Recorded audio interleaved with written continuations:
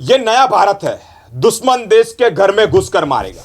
गत मोड़ी रातથી ઓપરેશન સિંદૂર હાથ ધરવામાં આવ્યું છે। 9 અલગ અલગ જગ્યા પર 100 કરતાં વધારે આતંકવાદીઓને ઠાર કરી દેવામાં આવ્યા છે। આ ઓપરેશન સિંદૂરને લીડ કરનારી વડોદરા શહેરની દીકરી પર સૌને ગર્વ છે। સોફિયા કુરેશી જેનું નામ છે તે આ ઓપરેશન સિંદૂરને લીડ કરી રહી છે। મહારાજા સયાજીરાવ યુનિવર્સિટીમાંથી અભ્યાસ કરેલો હોય, જોએ કેમિસ્ટ્રી વિભાગમાંથી સ્નાતક કર્યું અને ત્યારબાદ અનુસ્નાતક બાયોકેમિસ્ટ્રી વિભાગમાંથી કર્યું। ત્યારબાદ યુપી ટ્રાન્સફર થયા અને ત્યાં દેશ માટેની ફરજ અદા કરી। સમગ્ર બેકગ્રાઉન્ડ તેઓનું પણ આ જ ફિલ્ડથી છે। પોતાના દાદા આર્મીમાં હતા, પોતાના પિતા ઈએમઈમાં હતા વડોદરાથી। ત્યારબાદ ત્યાં ટ્રાન્સફર થયા એટલે કે યુપીમાં ટ્રાન્સફર થયા બાદ તેઓ દેશ ભારત માતાની રક્ષા માટે એક અલગ અંદાજમાં સેવા કરી રહ્યા છે। મિત્રો, ઓપરેશન સિંદૂરને લીડ કરનારી આ જે સોફિયા કુરેશી છે તેઓના જ ક્લાસમેટ દેવેશ સુથારે તેઓ વિશે વિશેષમાં વાતચીત કરી છે। એમનો સ્વભાવ પહેલેથી સરળ રહ્યો છે અને એ અત્યારે પણ દેખાય છે, એટલે એમના સ્વભાવમાં કંઈ બહુ મોટો ફેરફાર આવ્યો નથી। પણ એમની જે સક્ષમતા છે, એમની જે શક્તિ છે, એમાં ખરેખર બહુ વધારો થયો છે। અને અમે જ્યારે ભણતા હતા ત્યારે અમને એવી કલ્પના પણ નથી કે એ આવું કાર્ય પણ કરી શકશે। અને જ્યારે એ ભણતા હતા અમારી જોડે ત્યારે એમનું રિસર્ચ પ્રત્યે વધારે ઇન્ટરેસ્ટ હતો, એટલે એ રિસર્ચ કરવા માંગતા હતા। પણ એમને જ્યારે આર્મીમાં જોડાવાની તક મળી ત્યારે એમણે ઝડપીને એમને ઉત્તરોત્તર પ્રગતિ કરી। સાહેબ, જે રીતે એમનું ફેમિલી બેકગ્રાઉન્ડ શું છે? એમનું ફેમિલી બેકગ્રાઉન્ડ પહેલેથી આર્મીનું રહ્યું છે, એટલે એમના ફાધર જે હતા એ આર્મીમાં હતા।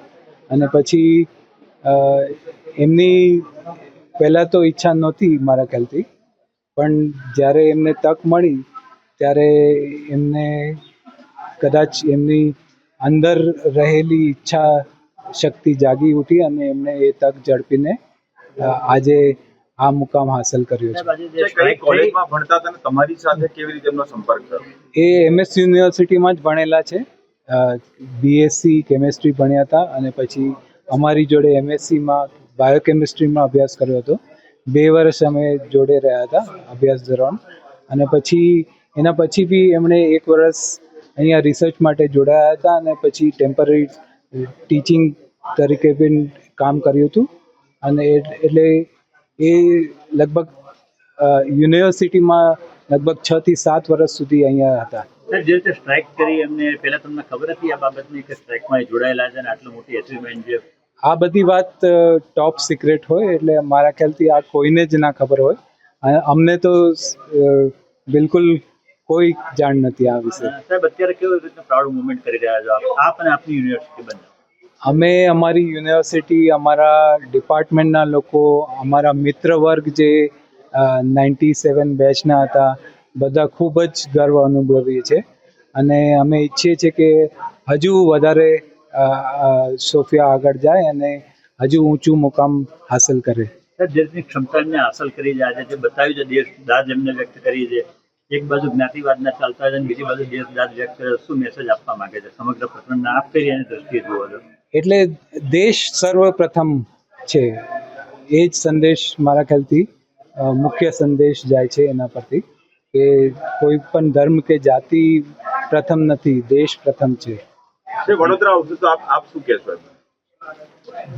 વડોદરા આવશે તો અમે ઈચ્છીએ છીએ કે અમને મળે।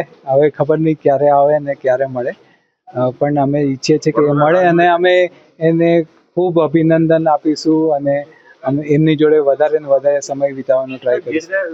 વડાપ્રધાન શ્રીએ એક તક આપી, જેમને મહિલાને એક તક આપી, જે રીતે પ્રાઉડ, શું કહેશો તમે એના?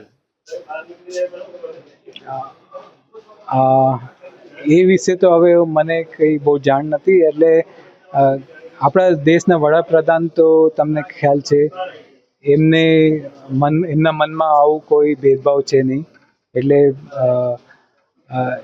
એ દેશ પ્રથમ એમના માટે છે। ભેદભાવની વાત નથી કરતો, જે રીતે તક આપવામાં આવી છે, મહિલાને તક આપી છે, હા, આપણા પ્રધાનમંત્રી તો પહેલેથી જ મહિલાઓ માટે, મહિલા સશક્તિકરણ માટે ખૂબ જ કાર્ય કરી રહ્યા છે અને આ મારા ખ્યાલથી એનું એક ઉત્તમ ઉદાહરણ છે. સોફિયા કુરેશીએ જે દેશની સેનાને સફળ નેતૃત્વ પૂરું પાડ્યું છે અને એમના નેતૃત્વમાં દેશની સેનાએ જે સફળ સ્ટ્રાઇક કરી બતાવી છે અને દેશના દુશ્મનોને એમને પાઠ ભણાવ્યો છે, એ જાણીને પુષ્કળ ગર્વનો અનુભવ કરું છું. અને અમારી વિદ્યાર્થીની હતી સોફિયા કુરેશી, એ જ્યારે ખબર પડી ત્યારે તો પુષ્કળ ગર્વની લાગણી અનુભવી. અને મને ખાતરી છે કે એમનું આ પરાક્રમ જોઈને ફેકલ્ટીની, દેશની, વડોદરાની બીજી વિદ્યાર્થીઓને પણ એનાથી પુષ્કળ પ્રેરણા મળશે અને સેનામાં જોડાવા માટે એ પણ આગળ આવશે એવું ખાતરી સાથે કહી શકું છું. જ્યારે અભ્યાસ કરતા ત્યારે પણ એમનામાં આટલું જ કોન્ફિડન્સ હતો જે રીતે કોન્ફિડન્સ છે એમને વાત કરી છે. હા, એટલે એ જ્યારે ભણતા હતા ત્યારે પણ એને વારંવાર એમની લાગણી વ્યક્ત કરતા હતા. હું તો એમની સાથે ભણ્યો નથી, પણ એમના ક્લાસમેટ સાથે મારે વાત થઈ છે, એટલે એના પરથી મને ખબર પડી છે કે તે વખતથી જ એમની અંદર દેશદાઝ પુષ્કળ હતી.